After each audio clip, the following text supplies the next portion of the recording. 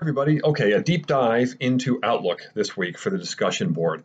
You have this scenario in which your friend or your colleague doesn't use email very much, may not be very good at using it, may not be very good at using it in a professional capacity. And it is up to you to let him or her know what to be aware of when it comes to Outlook. So there's a couple of things that I think you should be aware of or be mindful of as you approach this topic. One is, what are the features really that stand out to you most in Outlook? And you can compare and contrast those to maybe features you see or maybe you don't see in other email platforms. So that's one thing.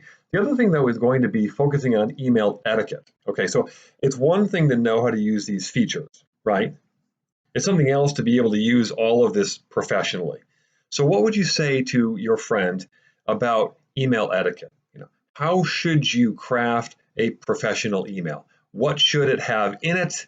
What shouldn't you have in it?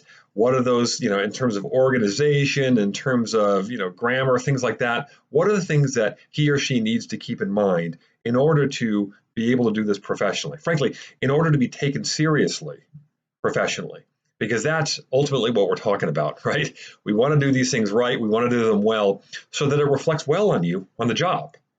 And so the more you know now, the better off you're going to be when it really comes time to use these things in a professional capacity. Be on the lookout for an additional discussion thread this week by me. This is something that I like to do from week 3 on to week 7. Just run an additional thread. Sometimes it's for extra credit, and I'll give you, an explanation of that in the thread. But it's usually just something different.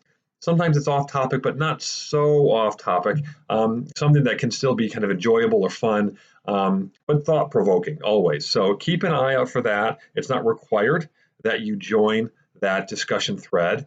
But hint, hint, often it does have a little of extra credit.